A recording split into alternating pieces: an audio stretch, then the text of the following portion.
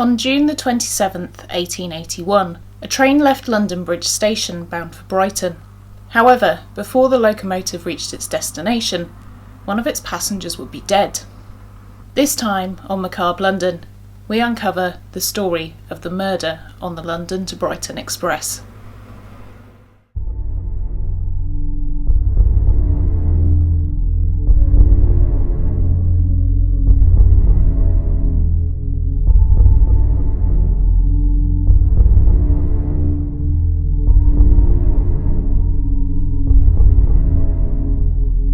London today is a bustling metropolis, an exciting place to visit, and a somewhat safe place to call home. An eclectic mix of people from all over the world live in London. In some parts of this vibrant capital, the crime rate is lower than that of much smaller cities in other parts of the UK.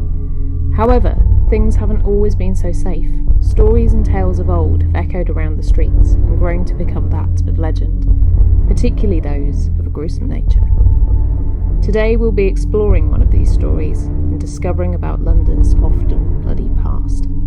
My name is Nikki Drees, and this is Macabre London.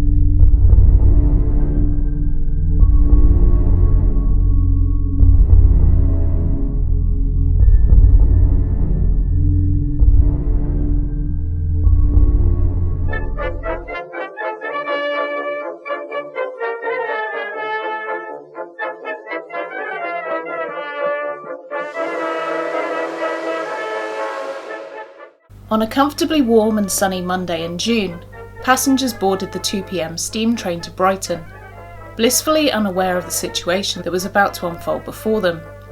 One of the passengers would be dead, and the train would be halted before it reached Brighton in order to be searched for evidence. On the morning of the 27th of June, a thin, well-dressed gentleman by the name of Percy Lefroy headed to London Bridge train station. Percy, who was a journalist by trade, was also partial to the occasional picking of pockets. In the mood for mischief, he headed along to the station with the intention of lining his pockets with the contents of others. After an hour or so inside the station, perusing the platforms for distracted passengers, Percy had come up short and not found anyone to be an easy target. Deciding that he would board a train in the hope that he could take advantage of some napping passengers and loot their pockets, Percy jumped onto a Brighton-bound train. However, once on board and the train having departed, he found the gentleman in the carriage he'd chosen to sit next to had no intention of dozing. Thinking he would try his luck in another carriage, he headed to first class in the hope that someone with a more precious cargo in their pockets might be slipping into slumber in the heat of the afternoon sun. The next time Percy was seen was when the train pulled into Preston Park Station. A ticket collector entered the first-class carriage to find Percy in a distressed state. He was covered in blood and looking mightily dishevelled, having lost his hat, collar and tie. Rushing to his assistance, the ticket collector asked him what had happened. Percy said he'd been travelling in the first-class carriage when he was attacked by 2 men. Percy said he'd been knocked unconscious and only awoke as the train was pulling into Preston Park, just outside of Brighton, where the train was set to terminate, but believed he'd been attacked at London Tunnel, which was only 18 miles into the journey. For the alleged attackers, London Tunnel would have been the ideal location to begin their attack. The steam train would have been almost submerged into darkness, except for the gloomy glow of the tunnel's gas lamps as it made its way through the almost 1.5 mile length, meaning the criminals could act without being seen by anyone who happened to be observing the train pass by. Unlike today's modern trains, which can run at very fast speeds of up to 300 miles per hour, Victorian steam trains were relatively slow, reaching a maximum of 78 miles per hour, but usually running at an average of 50. This meant that a bystander could quite easily catch a glimpse of anything happening inside a passing train. No other passengers alighted from the first-class carriage at Preston Park, and suspecting that Percy was perhaps trying to commit suicide, a convictable crime at the time, the ticket inspector decided to accompany him to Brighton, the next stop where the train terminated, so he could give a statement to the railway police. In the Victorian times, railway companies had their own police force to deal with petty crimes and offences on the line, and as such didn't require the help of the main police force unless a crime exceeded their capabilities. As he walked along the platform, the ticket collector noticed a watch chain dangling from Percy's shoe. When drawn to his attention, Percy removed it and said he tucked it away to keep his watch safe from the attackers. If that were true, it would show a very quick reaction on his part, seeing as he'd stated he was attacked without any notice to the ticket collector. Once at the police station, Percy, who was now addressing himself by his pen name of Arthur Lefroy to the officers, recalled his story. Back at the station, the train was sent into a siding in the anticipation that there may be evidence on board which would need to be recorded. By this time, at about 4:45 p.m, a railway worker was checking the line before Balcombe Station and found a discarded collar on the side of the tracks. Back in the Victorian times, men wore shirts with detachable collars, as it was economical to change the extremities of a shirt. The cuffs were also treated the same. Than it was to launder a whole shirt, which without washing machines having been invented, was not as easy as it is today. The collar the railway worker picked up was blood-stained, but as it wasn't an uncommon occurrence to pick up bizarre things discarded from trains on a daily basis, he thought not much else about it and went on with his day. About an hour later, a friend of his had been walking through the Balcombe Tunnel on his way back from work when he found a body on the track. Meanwhile, at the railway police station, Percy told the police about the two men who had attacked him in the first-class carriage. He said one was an older gentleman and one was dressed in farmhand clothes. His recollection of the events that occurred were hazy at best, but he said as the train entered a tunnel he heard a gunshot and was then struck about the head.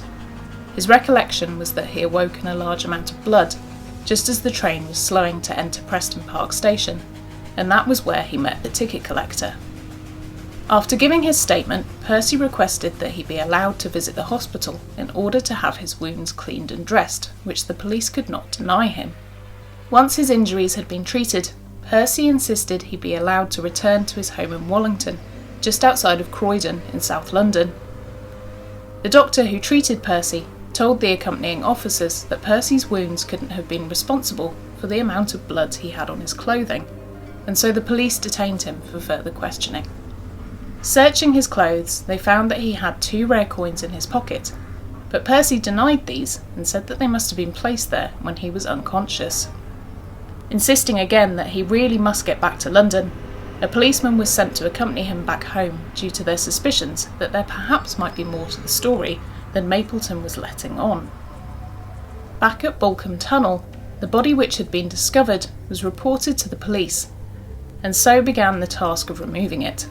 The tunnel was still in operation to trains, as the line couldn't be closed immediately, so the care of removing the body was entrusted to the railway workers who knew how to get in and out of the strategically placed manhole covers as the steam trains thundered overhead. The corpse was loaded onto a towable platform known as a brake, which was usually used for goods trains, and was taken along to Balcombe Station, where the gallant recovery men waited for the arrival of the police. With the bloodied and soot-covered body out of the tunnel, the authorities could begin examining him to try and ascertain what had happened. He was a fellow in his 60s and quickly identified as Mr. Isaac Gold due to some papers in his pocket, a season ticket holder and regular traveller on the London to Brighton Railway. Mr. Gold's body had been subjected to several stab wounds and a nasty blow to the back of the head, which was clearly obtained on impact when falling from the moving train. Mr. Gold was retired, but still kept his hand in several businesses in the city, and in a time before internet banking, had to go and collect his weekly payouts from said businesses and transfer them to the bank. This Monday had been no exception to that rule, and Mr. Gold was headed back home to Brighton, except this time he didn't make it. By this time, the inside of the first-class carriage had been inspected and was found to be in an appalling state. The inside floor was covered in blood, a handkerchief had been discarded, and also a newspaper. Several bullet holes were found in the upholstery, and the door and steps of the carriage were also smothered with blood. Back now in the safety of his home, Percy had told the officer escorting him that he didn't want to alarm his cousin, whom he lived with, by inviting a police officer into the home. He excused himself to go inside his abode to change out of his bloodied clothes and to speak with his cousin. The officer waited outside, and then waited a bit more, and then waited a little longer, before getting restless and heading to the nearest train station to see if he could find out some more about Percy. It was there he picked up a telegram telling him to not let Percy out of his sight, as a body had been found and he was suspect number 1. Seizing the opportunity the lackadaisical policeman had afforded him, Percy fled his home by an alleyway at the back, and so began the manhunt for him. The description of Percy from the Bolton Evening News from Friday the 1st of July 1881 read as follows. Age 22, middle height, very thin, sickly appearance, scratches on throat, wounds on head, probably clean shaved, low felt hat, black coat, teeth much discoloured. Lefroy is very round shouldered, and his thin overcoat hangs in awkward folds about his spare figure. His forehead and chin are both receding, and very small dark whiskers. His jawbones are prominent, his cheeks are sunken and sallow, and his teeth fully exposed when laughing. His upper lip is thin and drawn inwards, his eyes are grey and large, his gait is singular, he is inclined to slouch, and when not carrying a bag, his left hand is usually in his pocket. Generally carries a crutch stick. The Daily Telegraph were the first to issue a sketch of Percy, which was drawn by the innkeeper of his local pub. The sketch, which even though was somewhat of a caricature, provided people with a visual description to begin looking for Percy. The drawing was circulated in newspapers and replicated on wanted posters all over London and Brighton, and everywhere in between. This was a first for the police and for forensic science, as never before had a criminal been searched for in this way. This led to the inexorable misidentification of a few scrawny young men who fit the description of Mapleton, and several false arrests were made. So much so that the police had to remind people that Percy had a large visible wound on his head, and also hair missing where he'd been shaved to treat it. Initially, police, the press, and the general public did not hold Percy 100% accountable for the murder of Mr. Gold, as his story, albeit a little disjointed, did seem plausible, and had he not fled his home, he may have just been able to talk his way out of it. However, now with his disappearance, more and more fingers were starting to point in his direction as a perpetrator, and his fleeing definitely didn't help that conclusion from being drawn. On the wanted posters which were issued for his capture, he was now being called a murderer. This was due to the coroner's inquest, which began just a few days after the incident, returning a verdict of willful murder. At the inquest, the actions of the police were scrutinised and defamed as incompetent, having allowed Percy to flee, when so much evidence from the day pointed to him being the murderer. Percy's bloody clothes were obtained from his home, and clearly showed that there was congealed blood on the knees of his suit, showing that during the attack he'd obviously kneeled on the body of Mr. Gold. Why this wasn't noticed by the police at the time seems like a complete oversight.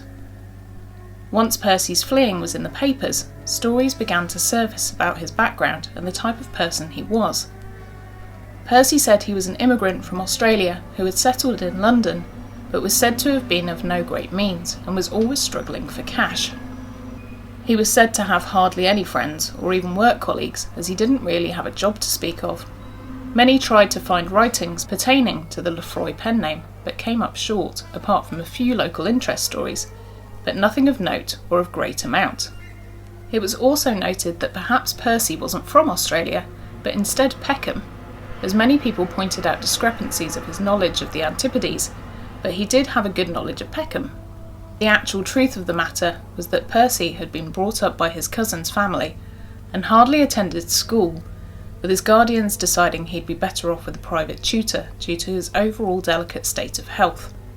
He was given his inheritance in advance, which paid for his ticket and a new suit, and was shipped off. This was the family's veiled attempt at trying to disown him after he'd run his father into some financial troubles at home. It was only a year before Percy returned back home, having failed at his time in Australia, and was once again back living with his cousins. It was shortly after this time that his father passed away from a brain condition called encephalomalacia, or as it was known in the Victorian times, softening of the brain. Percy began trying to obtain journalist jobs from larger papers rather than the local paper, the Wallington Herald, for which he occasionally wrote, but as a result of his appearance was often turned away for being too scruffy and unacceptably dressed, something which wouldn't be passable in the offices of the larger papers. A few days before the incident, Percy had been inviting everyone he bumped into to a fancy dinner at a restaurant on the Strand in Westminster, and if they agreed, he would talk them into lending him a few shillings, around about £7 in today's money. However, as it turns out, there was no fancy dinner, and the attendees that were meant to be going, minus celebrities of the time, were obviously not in attendance. Once at a cricket game he was part of, he placed a bet on the outcome of the game, but when it came to paying up, his purse had been slashed and the money had been stolen, along with several others, something which his fellow players thought may be down to Percy himself, so as he didn't have to cough up. Percy was also caught trying to purchase a play from a fellow author, but tried to purchase the manuscript without any legal rights in place, and one can only assume he was going to put his own name to the play and sell it on with no credit to the original author, demonstrating his ability to not be troubled by dishonesty. Equally, by this time, tributes towards Isaac Gold were also trickling into the papers. Isaac was a well-loved and respected man in his community, and to the detriment of Percy's story, that it was Mr. Gold and another man who attacked him on the train, many people in his neighbourhood said that Isaac wasn't a violent man. More importantly, a friend of Isaac's said he was never known to have owned or purchased a gun, a fact that also didn't add much weight to Percy's story. A new tenant at a boarding house in Stepney, in the East End of London, drew attention to himself after being reported for trying to sell counterfeit coins and a revolver, much like the one that was suspected to have been used in the murder. Percy had given his name as George Clark to the landlady, and had easily obtained a room by being charming to her and providing an anecdote that he'd been recommended her house to stay in by a neighbour nearby. According to the landlady, Percy had been keeping himself to himself, and she said it was strange that every day he had the blinds drawn in his room, and whenever he ate in the kitchen, he would also draw the blinds there too, regardless of the time of day. She also noticed that when she went into his room, there was fake hair lying around, and also a black frock coat which belonged to another one of her tenants. When it came to paying his rent, Percy paid the first amount for the week with no problems.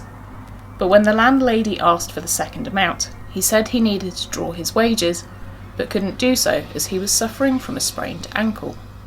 Not wanting to leave him on his own in the house in the fear that he may lock her out and claim the place as his own, or make off with her belongings, she sent a friend to send a telegram penned by Percy to his employer. This was understandably confusing to the employer, as no one of that name had worked at that location, but the name it was addressed to was someone who had previously given evidence against Percy in the previous week, and the landlady remembered reading that name in the paper.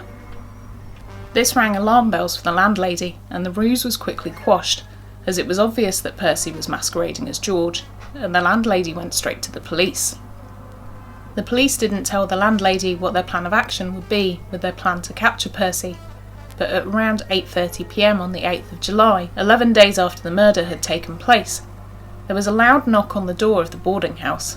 The house was heavily guarded to avoid Percy making yet again another escape, as if that had occurred, the police's reputation would have never recovered.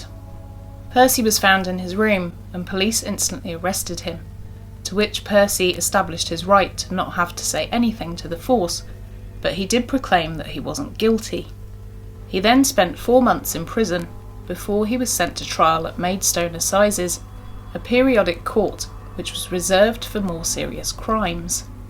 At his 4-day trial, the true story of what happened on the carriage unfolded, with the evidence provided by those who happened to play even a tiny part on that day.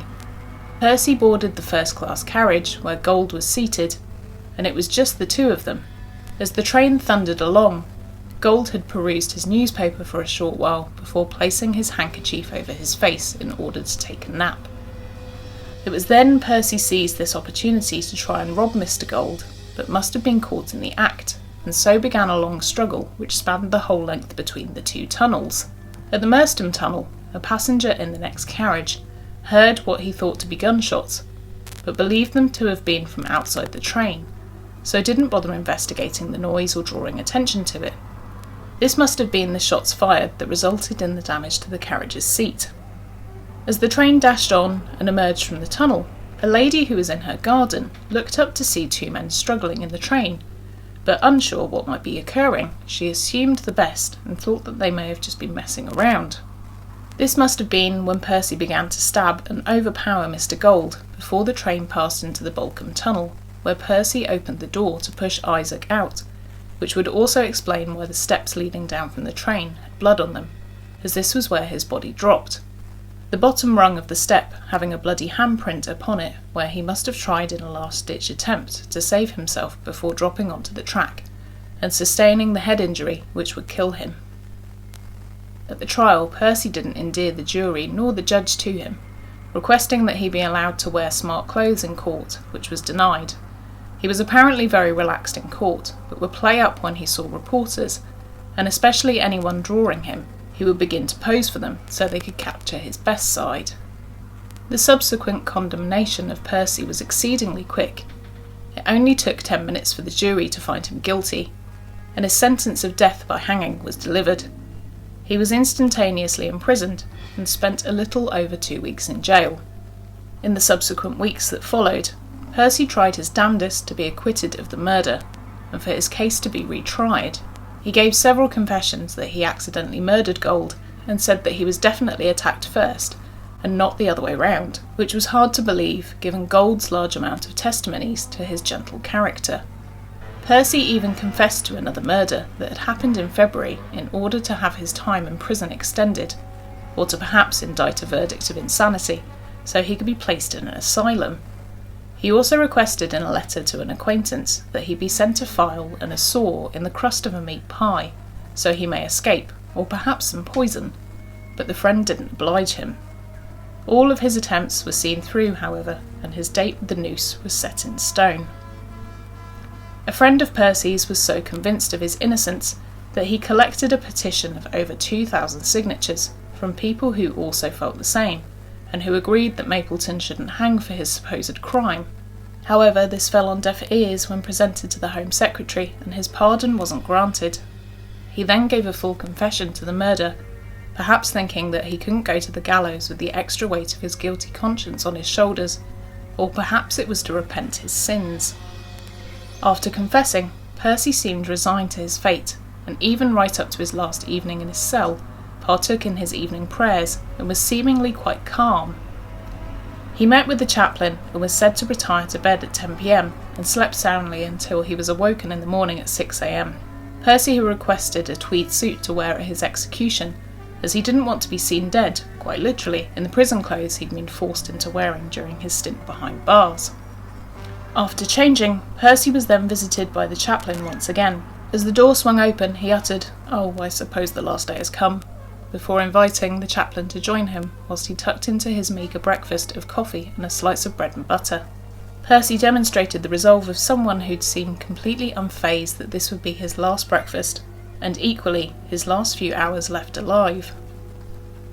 At 10 to 9 on the 29th of November, the bell began to toll to signify the impending execution, and invited reporters began to gather in the prison yard in front of the gallows, which already had the foreboding noose hanging above the closed trapdoor. William Marwood, the executioner, entered Percy's cell, pinioned him, tying his hands and legs together, before sending him ahead with a procession leading him to the drop. Luckily for Percy, Marwood was the inventor of the long drop method of execution, which weighed up the body of the condemned and offset it with the relative force their body would produce against the noose. This method meant the victim would be met with an instantaneous death instead of the strangulation, and equally the potential decapitation the previous short drop method may have caused. Percy was walked onto the drop, where his tentative feet stood. He was expected to try and make a last-ditch attempt to escape, and as such was flanked by guards on either side, but instead he surprised the officials and onlookers by accepting his fate calmly. He looked towards the gathered reporters, perhaps so they could get his good side, and before he had a chance to say any last words, Marwood pulled the lever, and his body was plunged 9 foot into the pit below. The reports from the time said there was no movement from the rope afterwards, suggesting his death was instantaneous. It's hard to believe that given all the events that transpired around the murder, that perhaps Percy wasn't guilty of such a heinous crime, and that it was a struggle that got out of hand. But as no one else witnessed what happened in the carriage, it had to be assumed that Percy was guilty, as just too many things went against him. However, it can be said that Percy did receive some bad treatment throughout his life due to him being a fantasist, his underlying mental health condition, and his overall appearance. This meant that no doubt his life was definitely made more difficult by those around him, but as such, was he perhaps a few turns away from taking the right path, instead of the wrong one, which led him to the gallows. In a society which favoured ultra-masculine men, Percy was never going to succeed, but then again, if he'd just been afforded a little more care and the attention he so clearly craved, perhaps he could have thrived.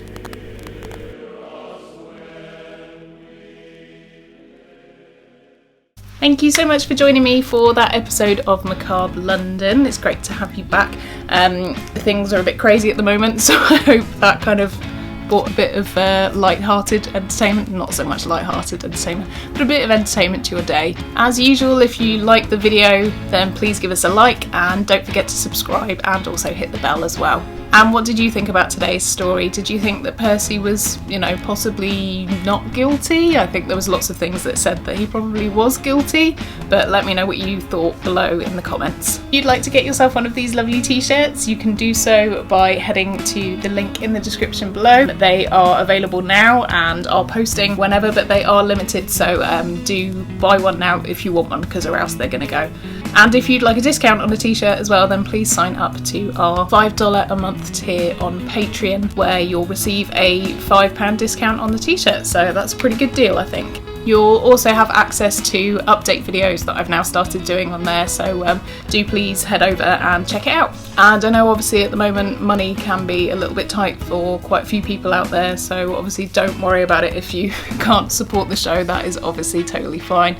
But what you can do instead is to share things around. There is now a shareable trailer video which is on my Twitter and my Facebook, so please check that out, and if you want to share it around to your friends so they can learn about the show, then that would be great. Thanks again for joining me for another tale from London's past. I've been Nikki Druce, and I'll see you next time. No nails, that's what this whole thing has done to me. Can you believe it? No nails!